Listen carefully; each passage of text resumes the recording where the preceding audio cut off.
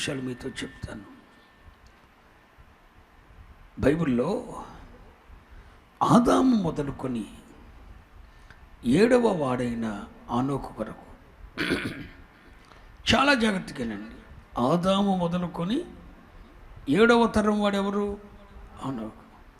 ఆదాము నుండి 7వ వాడైన 7వ తరం వాడైన ఆనోకు వరకు ఈ మధ్యలో కాల వ్యవధి అంటే ఈ మధ్యలో కాల వ్యవధి ఎంత అంటే 1000 సంవత్సరాలు. ఎంత? 1000 సంవత్సరాలు.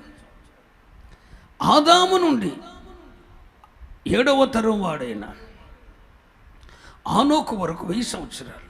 1000 మూరలు 1000 సంవత్సరాలు. ఈ 1000 మూరలు ఈ 1000 సంవత్సరాల్లో అంటే కాల వ్యవధి ఎంత? ఆదాము నుండి ఆనోకు వరకు 1000 సంవత్సరాలు. ఈ 1000 సంవత్సరంలో మనుషుల యొక్క ఆత్మీయత, దేవుని యందు విశ్వాసం ఉంచిన వారి ఆత్మీయత ఎంతవరకు ఎదిగిందంటే దేవునితో కూడా నడిచే స్థాయికి ఎదిగింది. స్తోత్రం చెప్పండి. అదే శీలమండలి లోతు. దేవునితో కూడా నడిచే స్థాయికి ఎదిగారు. ఆదాము నుండి ఆనోకు వచ్చేసరికి ఏం చేశాడు? దేవునితో కూడా మాట్లాడండరా, నడిచాడు. అంటే వాళ్ళ ఆత్మీయ స్థితి దేవునితో నడిచే స్థాయికి వచ్చింది 1000 సంవత్సరాలు గడిచేసరికి. మళ్ళీ ఆనోకు నుండి అబ్రహాం వరకు 1000 సంవత్సరాలు.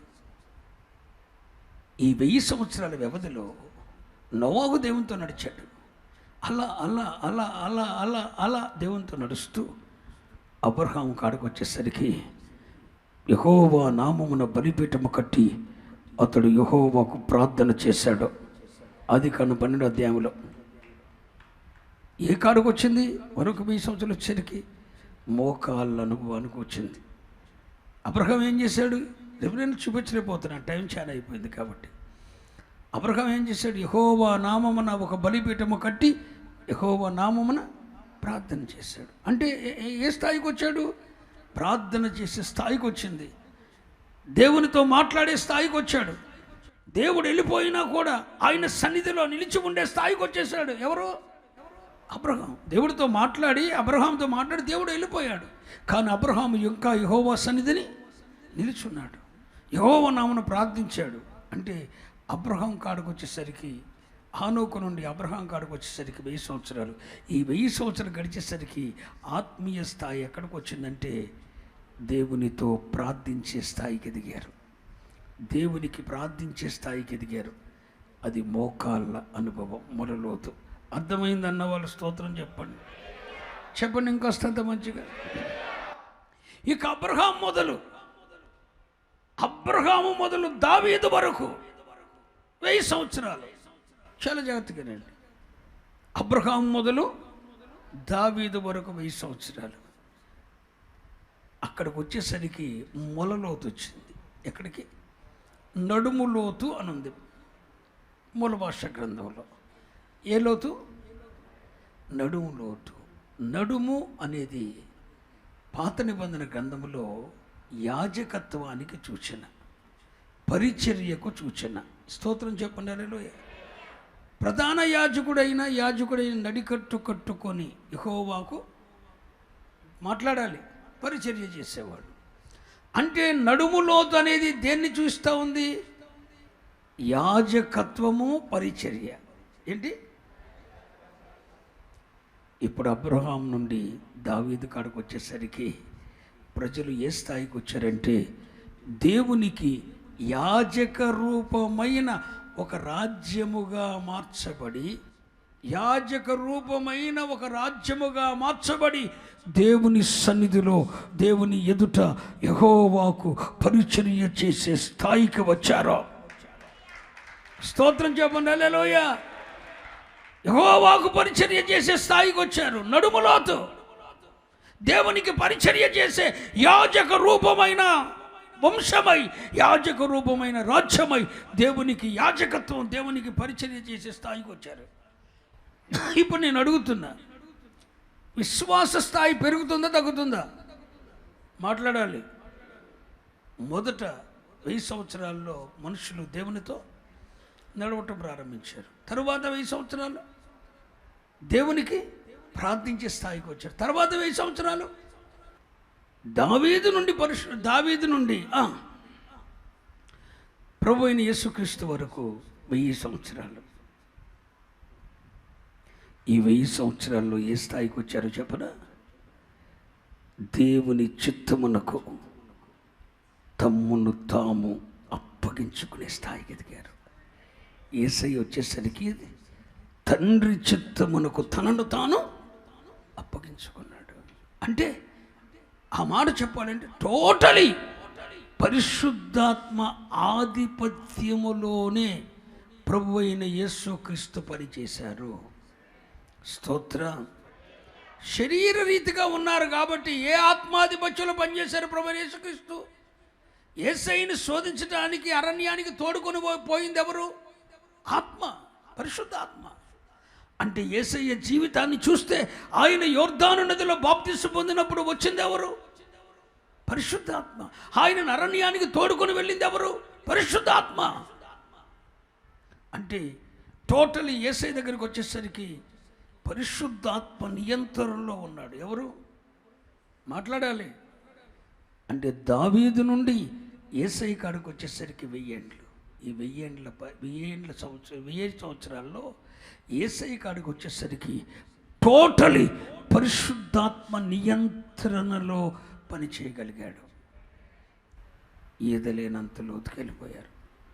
మరి యేసయ్య తర్వాత ఇప్పుడు ఎన్ని వేల సంవత్సరాలు గడిచినాయి చెప్పండి? మరి మన స్థితి ఎక్కడికి వెళ్ళింది? ఒక్క నిమిషం ఆలోచించండి. ఆత్మీయ శిఖరాగ్ర స్థాయి పెరుగుకుంటూ వచ్చింది. 1000 మూరలు కొలిస్తేనేమో శీలమండల లోతు, ఇంకొక 1000 మూరలు కొలిస్తేనేమో మొలలోతు, ఇంకొక 1000 మూరలు కొలిస్తేనేమో క్షమించండి ఇంకొక 1000 మూరలు కొలిస్తేనేమో మోకాళ్ళ లోతు, ఇంకొక 1000 మూరలు కొలిస్తేనేమో మొలలోతు, ఇంకొక 1000 మూరలు కొలిస్తేనేమో ఏదలేనంత లోతుకి వెళ్ళిపోయింది. యేసయ్య స్థాయికి వచ్చేసరికి ఇక అది ఎవడో చెప్పండిరా, ఏ మనుషుడు ఏదలేనంత లోతుకి వెళ్ళిపోయాడు. మరి యేసయ్య తరువాత ఇప్పుడు పరిశుద్ధాత్ముని కాలంలో పరిశుద్ధాత్ముడు మనతోనే ఉన్నాడు. అవునా కాదా? ఈ 4000 సంవత్సరాల్లో కూడా పరిశుద్ధాత్ముడు వచ్చి వెళ్ళిపోతుండేవాడు. ఎవరి మీదకైనా వచ్చి రాలి పని చేసుకొని మళ్ళీ వెళ్ళిపోయేవాడు. పరిశుద్ధాత్ముడు ఎవరితోనూ లేడు. పరిశుద్ధాత్ముడు వచ్చి మీదికి వచ్చి పని జరిగించుకొని తిరిగి వెళ్ళిపోయేవాడు. కానీ యేసయ్య కాలం దాటిన తర్వాత 50వ దినమున పరిశుద్ధాత్ముడు భూమి మీదకి వచ్చారు. వచ్చిన ఆయన మనతో ఉన్నాడు. చెప్పండి హల్లెలూయా. మీరు ఇంటికి వెళ్తారు చదవండి. యోహాను సువార్త 16వ అధ్యాయం 34వ వచనం. మనతో 14వ వచనం. మనతో ఉన్నాడు, మనలో ఉన్నాడు. స్తోత్రం. ఇప్పుడు పరిశుద్ధాత్ముడు ఎక్కడున్నాడు చెప్పండి అర్రా? మనతో ఉన్నాడు అనండి. ఇంకా విశ్వాస స్థాయి పెరిగిన వారిలో ఉన్నాడు, మనలో ఉన్నాడు. మరి నీ ఆత్మీయ స్థితి ఎటుపోతుంది? ఒక్క నిమిషం మిమ్మల్ని మీరు ఆలోచించుకోవాలి. ఈ పెంతెకొస్తు పండగ దినమున పరిశుద్ధాత్ముడు నడిపిస్తున్న కాలంలో మనం ఉన్నాం. యేసయ్య కాలం వచ్చేసరికి ఏ మనుషుడు ఏదలేనంత స్థాయికి ఎదిగారు కదా. మరి నీ ఆత్మీయ స్థితి ఎందుకు అలా దిగజారిపోతుందని అడుగుతున్నా. అన్నిటిలో బాగున్నావు, డ్రెస్ మెయింటైన్ చేయటంలో బాగా ఎదిగావు, గౌరవం సంపాదించుకోవడంలో బాగా ఎదిగావు, ఆస్తులు అంతస్తులు ఫ్లాట్లు సంపాదించుకోవడంలో బాగా ఎదిగావు. కానీ ఆత్మీయతలో ఎందుకు ఆ ఎదుగుదల కనపట్టలేదని అడుగుతున్నా. భక్తిలో విశ్వాసములో ఎదుగుదల ఎందుకు కనపట్టలేదని అడుగుతున్నా. మీరు ఆలోచించని పిల్లలారా, ఎదగాలండి. పరిశుద్ధాత్ముడు మనం నడిపిస్తున్న నిజంగా నీలో నుండి బయలుదేరినది నదైతే, పరిశుద్ధాత్మ అభిషేకం, పరిశుద్ధాత్మ నీలో నుండి బయలుదేరుతుంటే, పరిశుద్ధాత్మ నది నీలో నుండి ప్రవహిస్తుంటే నీ ఆత్మీయ స్థితి ఎదుగుదల లేనిదిగా ఉండదు అని నేను మీకు గుర్తు చేస్తున్నాను. నిజంగా మీలో పరిశుద్ధాత్ముడు మీలో నుండి ప్రవహిస్తుంటే యేసయ్య చెప్పారుగా, నా యందు విశ్వాసం ఉంచుని వాని కడుపులో నుండి జీవజల నదులు ప్రవహిస్తాయని. నిజంగా నీలో నుండి ప్రవహించేది పరిశుద్ధాత్మ నదే అయితే అది శీలమండలంలోతు పోయి, మోకాల్లోతు పోయి, మొలలోతు పోయి, ఈదలేనంత లోతుకి వెళ్ళాలి. ఆత్మీయ స్థితిలో శిఖరాగ్ర స్థాయికి వెళ్ళాలి. నేల మీద ప్రారంభమైన నీ ఆత్మీయ స్థితి, నీ ఓడ అరారోతు పర్వతాల మీద నిలవాలి, సియోను పర్వతంలో నిలవాలి. కానీ నీ దిగజారిపోతున్నావుగా, నీ తెలవట్లేదా? దిశమల కనబడుతుందని, నీ సిగ్గు కనబడుతుందని, నీ వస్త్రం తొలగిపోయిన సంగతి నీకు కనబట్టలేదా? అంత త్రాగుబోతోడు అయిపోయావా? నీ ఆత్మీయ దారిద్ర్యం కళ్ళకు కట్టినట్టుగా కనబడుతుంది. మందిరంలో కూర్చునే విషయంలో నీ ఆత్మీయ దారిద్ర్యం కనబడుతుంది. దేవునికి ఇచ్చే విషయంలో నీ ఆత్మీయ దారిద్ర్యం కనబడుతుంది. ప్రార్థించే విషయంలో నువ్వెంత దరిద్రుడివో కనబడుతుంది. దేవుని సన్నిధిలో పరిచర్య చేసే విషయంలో నువ్వెంత దరిద్ర స్థితిలో ఉన్నావో కనబడుతుంది. నువ్వు ఎప్పుడు ఆత్మీయతలో సంపన్న స్థితికి ఎదుగుతావు? ప్రభు వచ్చేస్తున్నాడు. ప్రభు వచ్చేస్తున్నాడు. పరిశుద్ధాత్ముడు భూమి మీదకి వచ్చి 2000 సంవత్సరాలు అయిపోయింది. 3వ దినమున కానాలో పెండ్లి విందు జరిగింది. దేవుని దృష్టికి 1 సంవత్సరం 1 సంవత్సరము 1 దినము 1000 సంవత్సరాలు. ప్రభు వచ్చి 2 దినాలు అయిపోయింది. 3వ దినమున గలిలయలో కానా పెండ్లి విందు జరుగుతుంది. అంటే ఈ 3వ వత్సరంలో 3వ దినములో మనం ఉన్నాం. ఈ 3వ దిన ఆరంభంలో ఎప్పుడైనా సంఘముతో ప్రభు పెండ్లి చేసుకునే టైం వచ్చేస్తుంది. 1000 సంవత్సరాలు ఉంటుంది అనుకోకండి. 1000 సంవత్సరాలు 3వ దినమున అన్నాడు అంతే. 3వ దినమునంటే మీకు పునరుద్ధాన దినం గుర్తు రావాలి. పునరుద్ధాన దినం ఎప్పుడు జరిగింది? తెల్లవారుచుండగా, ఇంకా సూర్యోదయం కాకమునిపే, అంటే 3వ దిన ఆరంభం అవ్వకమునిపే పునరుద్ధాన దినం జరిగింది కదా. అది 3వ దినమున పెండ్లి విందు జరుగుద్దంటే అర్థమేంటి తెలుసా? దిన ఆరంభంలోనే పెండ్లి కుమారుడు వచ్చేస్తున్నాడు. పెండ్లి కుమార్తె ఎక్కడ? 3వ దినమున గలిలయలోని కానా పెండ్లి విందు జరగలేదు. దాని అంతరార్థం ఏంటి? దాని ఆత్మీయ అర్థం ఏంటి? దేవుని దృష్టికి 1 దినం 1000 సంవత్సరాలు. యేసయ్య వచ్చి 2 దినాలు గడిచిపోయింది, అంటే 2000 సంవత్సరాలు అయిపోయింది. 3వ దినమున ఏం జరుగుతుంది? పెండ్లి మీద జరుగుద్దండి. పెండ్లి మీద జరుగుద్ది. 3వ దినం అంటే 3000 సంవత్సరాలు అయిపోవాలనుకోవద్దు. యేసయ్య పునరుద్ధాన దినం ఏ దినం జరిగింది? 3వ దినమున.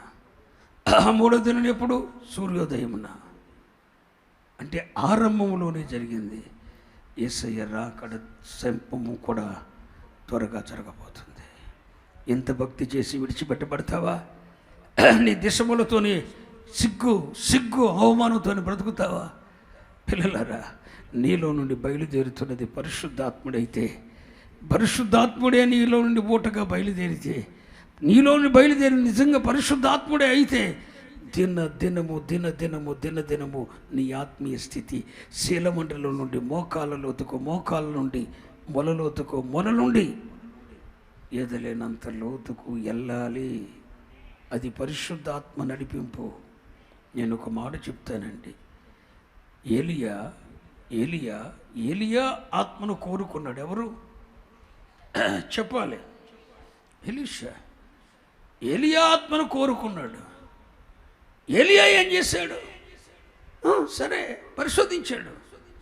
తాను వెళ్ళిన చోటకల్లా ఈయన వస్తాడు రాదని పరిశోధించాడు. ఏలియా గిల్గాలుకు వెళ్ళాడు. ఎలీషా కూడా గిల్గాలుకు వచ్చాడు. ఏలియా బేతేలుకి వెళ్ళాడు. ఈయన కూడా బేతేలుకి వెళ్ళాడు. ఏలియా ఎరుకోకు వెళ్ళాడు. ఈయన కూడా ఎరుకోకు వెళ్ళాడు. ఏలియా యోర్దాను దాటాడు. ఈయన కూడా యోర్దాను దాటిన తర్వాత అప్పుడు అగ్నిరథముల మీద కొనుపోతుండగా ఆయన వస్త్రం ఇతని మీద పడింది. అంటే ఎలీషా ప్రయాణాన్ని మీరు చూడండి. లోతుల్లోకి వెళ్ళాడా? ఆగిపోయాడా? వెళ్ళాడు. పరిశుద్ధాత్మ నడిపింపు అలాగే ఉంటుంది. పరిశుద్ధాత్మ నడిపించిన కొలది నువ్వు నడుస్తుంటే గిల్గాలు వెళ్తావు.